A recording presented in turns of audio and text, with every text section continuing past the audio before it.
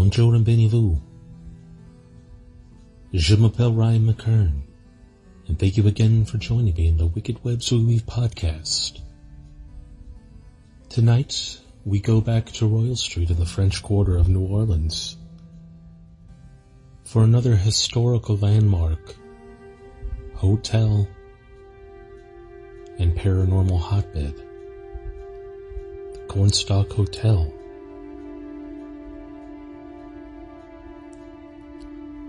The hotel was originally built as a home in 1816 for Judge Francois Xavier Martin, who is best known in Louisiana as a former Chief of Justice to the Supreme Court.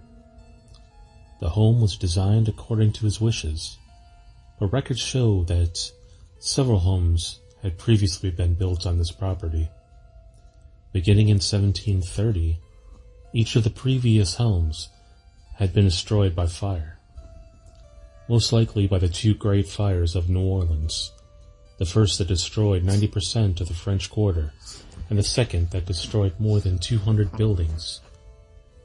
The records of who owned the homes before Judge Martin are missing, and some were destroyed by fire, but it is assumed by most historians that several families lived at the bottom. Over the decades, the tale of the haunted Cornstalk Hotel begins with a husband's love for his wife in 1834. Dr. Joseph Secondo Piamenti purchased the home for himself and his Iowa bride. He ordered a cast iron fence to be installed around the property in New Orleans.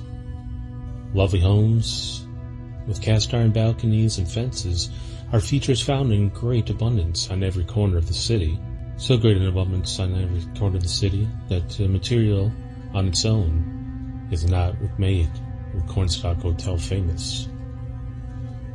What causes this building to stand out in the French Quarter is that the cast iron resembles the cornstalks, as if one was looking out on a field of corn made completely from cast iron. Each column of the fence is anchored with a pumpkin. Climbing up each iron post are vines, leaves, and flowers until you reach the top of the post, where cornstalks are partially open to display the kernels of corn inside. The effect is whimsical, and the artisan must have worked long hours to shape this beautiful iron, delicate, and intricate piece, which include a butterfly landing on the gate. The good doctor loved his wife dearly. Knowing that the swampy soil of New Orleans would never allow a field of corn to grow, he did the next best thing he could think of and bring an Iowa cornfield to his wife. He designed a unique fence that he would remind her of the home wherever she looked out the window. Architecturally, the hotel is fascinating. It is listed as a multitude of travel guidebooks, as a must-see location, and a photograph opportunity in the city. The hotel that lives for the other reasons too, including the legends of ghosts haunting the building. Guests have reported hearing children laughing as the footsteps pitter-patter back and forth inside the house and outside. There are also reports of hotel guests hearing the sounds of someone banging and tapping on the window, only to find that there is no one there. When they pull back the curtain, they also report doors and opening and closing in the middle of the night. Psychically drawn to spend time outdoors rather than inside. The iron fence is quite captivating, and there's something almost electric about it. Iron was used in cemeteries, as it has a reputation of keeping spirits inside the area, surrounded by iron, or preventing them from entering an area surrounded by an iron fence. As ancient tales state, the spirits are not able to cross over into iron fences. This particular iron fence vibrated with an energy I had not noticed elsewhere in the French Quarter. The fence emanated a blue hue, as if it was magnetized with an energy field. It had the look and feel of a spell, as if someone who knew what they were doing had magically placed a charm on the fence for purposes yet unknown. As I turned into the fence to determine what energy had been placed there, I followed the blue auric field and saw what had surrounded the property. Protective spells had been placed in this field to shield the hotel from any harm. The hotel certainly has a warm and welcoming feel about it. If you're standing in front of the fence from the street and want to see the blue energy field for yourself, you'll find that the left side of the fence has the most energy, as if it wants to protect itself from the energy coming from that direction. On the right side, the energy field is much more open and relaxed, appearing to not detect any harm coming from that side of the right. This right side of the property is where the ghost boys are most often seen playing on the lawn. As I continued to study the fence and the supernatural energy attached to it, I had the distinct feeling of being watched. I looked up at the hotel and saw a woman looking out at me from an upstairs window.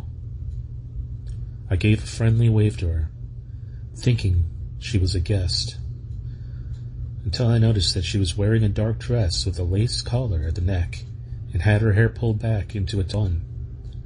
My first thought was that she was dressed in period clothing, perhaps for an event or the hotel. This thought soon vanished, however, for as I stood looking upon her, she disappeared into the air, except for one of her hands, which remained there at the window for a few moments longer. She appeared to me as someone who was very protective and inquisitive about the comings and goings at the hotel. The empty halls of the Cornstalk Hotel once rang with laughter and the stories of told travelers. Then the world stopped, and like so many establishments across the United States, time failed to restart within the historic hotel. Though its once elegant rooms have grown silent, something still stirs from within the irons. Once a quiet residence of an affluent political figure, Cornstalk Hotel became a fixture of Louisiana's travel scene. Its decorative fence paid tribute to the Midwest and bestowed the property with a permanent name. A spectral energy built up within the cozy estate over the years that still circulates throughout today. The spirits mingled with the living as the building was converted into a hotel, blending history with the present up until the day the Cornstalk Hotel closed its doors. The brick building housed Louisiana's first Attorney General. Its signature fence was a tribute to Iowa's landscapes.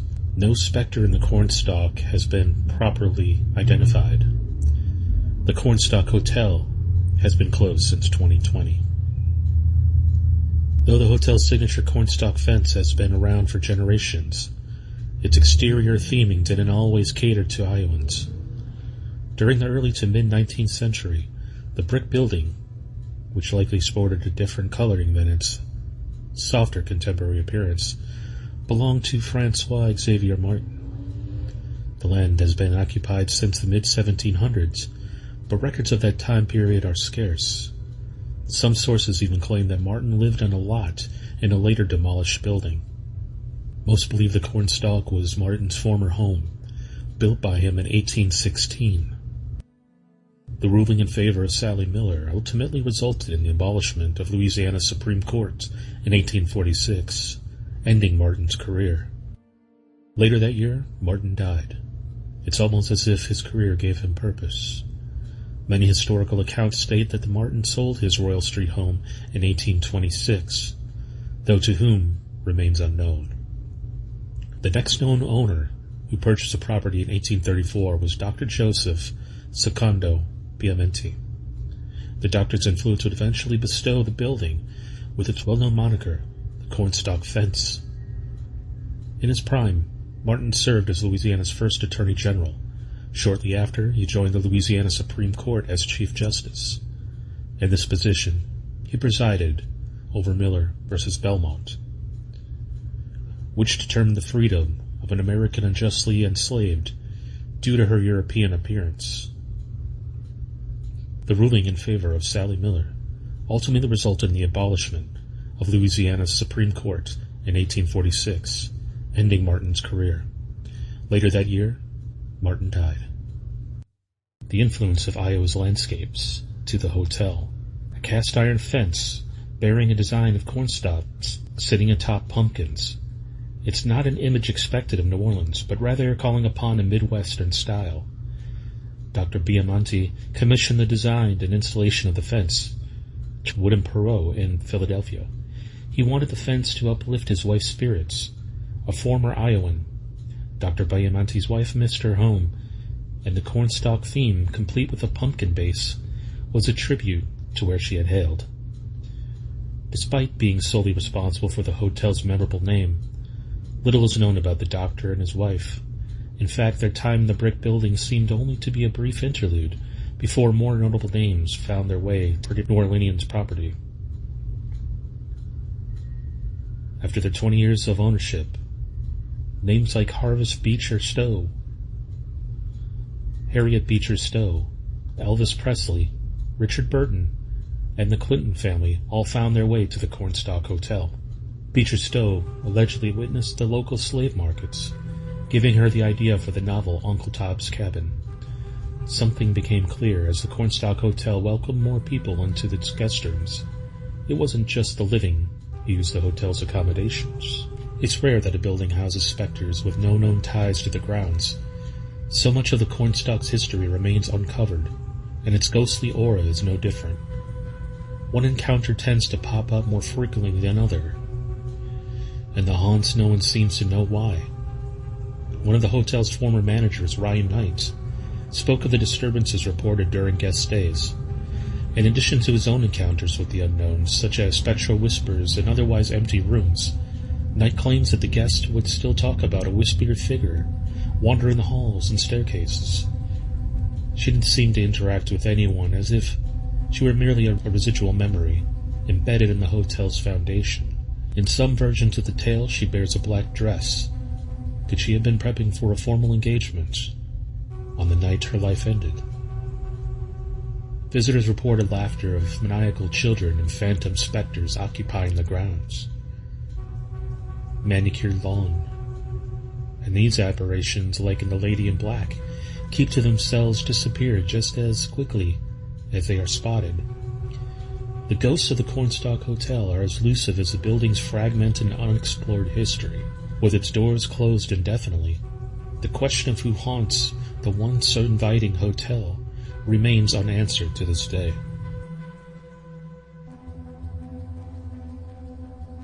The Cornstalk Hotel has provided inbound travelers with a charming space to relax after their New Orleans nights. Restaurant visits, museums, culture, arts, the many beautiful things the city has to offer. Unfortunately, despite the high praise of former guests, the Cornstalk Hotel faced its greatest challenge in the 21st century. Its death knell wasn't run down rooms or lack of interest for that matter. It was a force of nature no one could ever prepare for. When COVID-19 swept the world in 2020, it forced properties like the Cornstalk Hotel to close. The Cornstalk Hotel didn't enjoy the same fate, as it remained closed since, but its legend lives on, and one day perhaps it will be restored, open to the public, perhaps a museum or a hotel, as its glory days of a doctor and his beloved wife, once remodeled. I would like to thank GhostCityTours.com, WGNO.com, NewOrleansGhostTours.com, AmericanHauntedRoadTrip.com, NOLA.com, and research for making this episode. And I'd like to thank all of you who have subscribed to the YouTube channel and checked me out on Spotify and Apple Podcasts and wherever you may listen to podcasts. It really means a lot to me, and it's so much fun sharing this passion of mine with all of you. Once again, I'm your host, Ryan Mckern, and as more ghostly tales from this historic city surface once more on this podcast, I'll see you again very soon. Merci beaucoup, and au revoir.